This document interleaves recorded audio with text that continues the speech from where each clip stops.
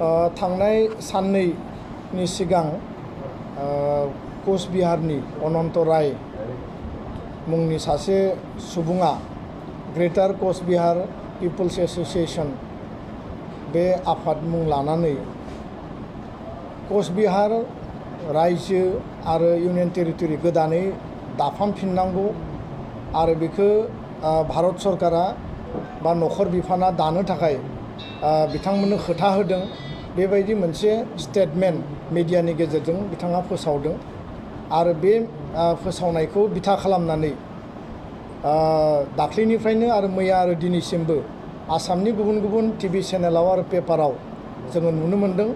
आरो बिथांनि जि दाबि बे बिथाङा बुंदों जे कोचबिहारनि माखासे जिल्ला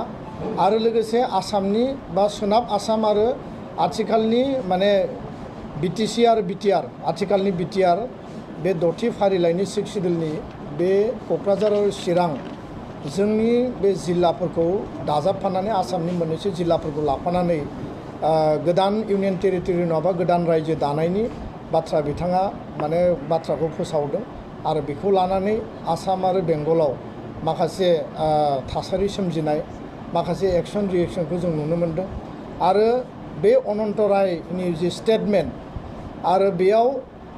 क'क्राझार आरो चिरां बिटिआरनि 6 सिडिउल काउन्सिलनि मोननै जिल्लाखौ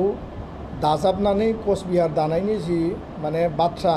बेखौ दिनैनि प्रेस माने मिटनि गेजेरजों दुलाराय बर' फरायसा आफादा जोङो स्ट्रंलि जों बेखौ अपोज खालामो आरो बेखौ जोङो सोंखारिदों। बे जि बाथ्रा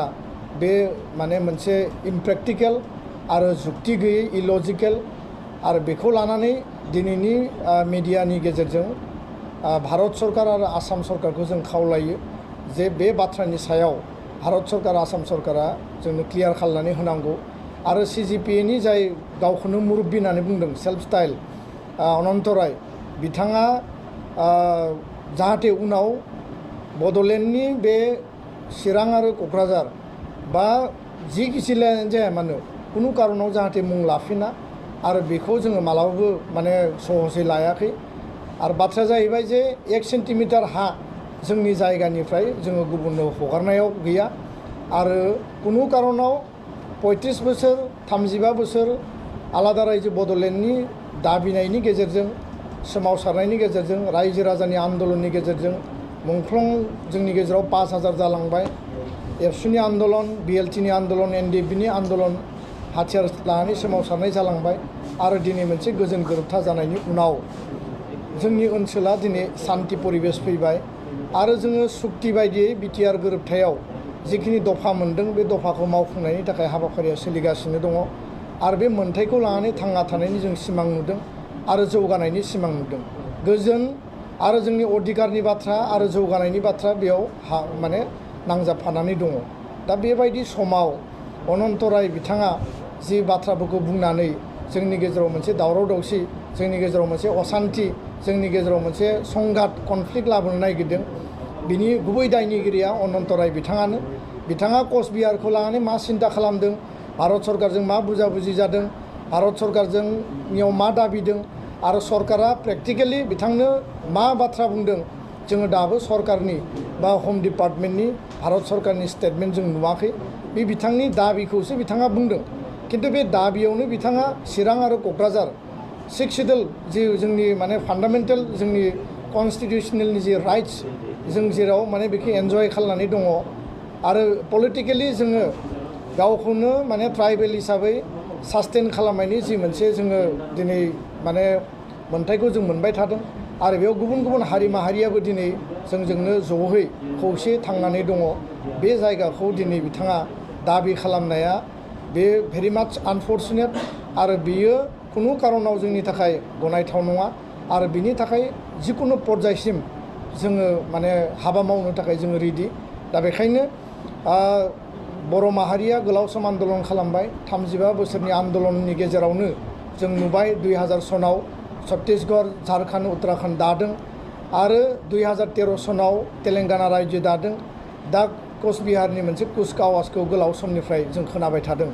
दाबि खालामदों आन्दलन खालामदों सरकारा मा डिसिसन लागोन मा पलिसि दङ जों मिथिया किन्तु जोङो बे बाथ्राखौ जों गोरलैयै लायाखै सहसै लायाखै आरो बेखायनो जोङो स्पष्टयै बुंदों जे कचबिहाराव जोंनि जिल्लाखौ जुदि दाजाबना हरनायनि जुदि सरकारनियाव बेबायदि एजेन्डा दंमारोब्ला जों बेखौ मालाबाबो जोङो गनायनाय नङा आरो जोङो बे बिथिङाव जोङो स्पष्टयै भारत सरकारखौ जोङो बुंनो नागिरो आरो आसाम सरकारखौबो बुंगोन जे कचबिहाराव दाजाबनायनिख्रुइ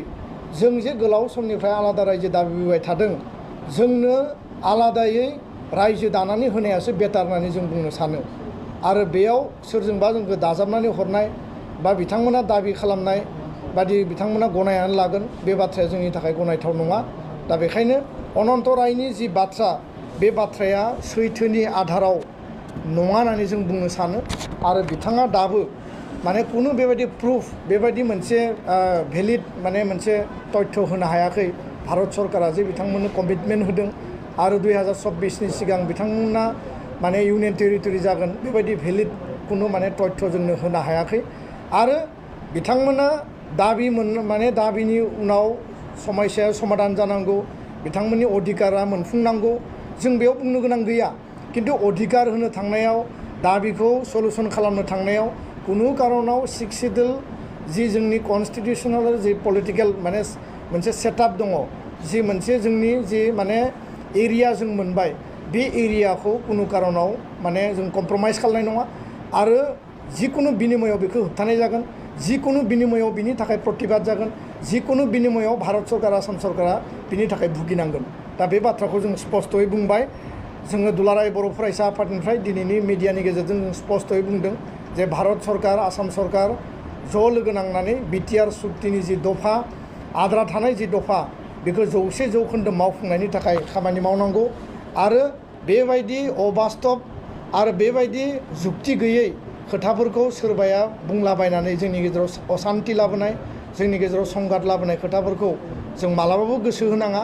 आरो बिथाङा जि बाथ्राफोरखौ बुंदों बिथाङा माने दिनैनिफ्राय आरोबाव नैथि खेबनि थाखाय बड'लेण्डनि आथिखालनि सिक्स सिडुल बिटिआर काउन्सिलनि क'क्राझार आरो चिरां जिल्लानि माने कुनु सोदोबा कुनु ओनसोला कुनु एरिया जाहाथे मेनसन जाया बिनि थाखायबो अनन्त राय बिथांखौ जोङो माने बिनिफ्राय वार्निं हरबाय आरो बे बाथ्राखौ जोङो आसामनि गुबुन गुबुन माने असमिया जिखिनि चेनेल दङ बेयावबो जोङो स्पष्टयै बुंदों जोङो हिन्दी मिडियायाव बुंनांगौबा बेयावबो बुंगोन आरो दिनै बर' मिडियानि गेजेरजोंबो जों बुंबाय दा बेखायनो दुलाराय बर' फरायसा आफादा सान्तिनि आधाराव जोंनि अधिकारफोरखौ मोनफुंनायनि थाखाय सिमा बारायनांगौनि थाखाय गासैबो जिखिनि दफायाव लिरनाय बेखौ आखरे आखरे मावफुंनायनि थाखाय हाबा मावबाय थादों आरो जोङो बिनि गेजेरजों जौगानांगोन आरो टुडे अर टुमरो जोङो जौगानायनि गेजेरजों गासै जोंनि अधिकारफोरखौ मोनफुंनायनि थाखाय हाबा मावलांनांगोन दा बेखाय बे बाथ्राफोरखौ लानानै जिखिनि दायो मोनसे मिडियायाव माने एक्सन रिएक्सन आरो मिडियायाव जिखिनि ओंखारबाय थादों बिनि सायाव अनन्त रायखौ जोङो वार्निं हरबाय भारत सरकार आसाम सरकारनिफ्राय जों क्लियारिफिकेसन बिबाय आरो गासै बर' रायजो राजाखौबो आङो खावलायदों जे बेखौ लानानै बारा जोंनि गेजेराव माने बेबायदि होंगो दोंगो बा बेबायदि गिनांगौ जेबो बाथ्रा गैया कुनु कारनाव बर' रायजो राजाया सापर्ट खालामनाय नङा दुलाराय बर' फरायसा आफादा कुनु कारनाव बेखौ गनायनानै लानाय नङा आरो बिनि थाखाय जिकुनु बिनिमयाव जिकुनु लेभेलाव होबथानायनि आरो जोंनि अधिकारखौ माने इन्टेक्ट लाखिनायनि थाखाय संग्रामा एट एनि ममेन्ट जाफिननो हायो आरो बेखौनो जोङो सरकारनिफ्राय जोङो दाबि खालामनो गोजोनदों।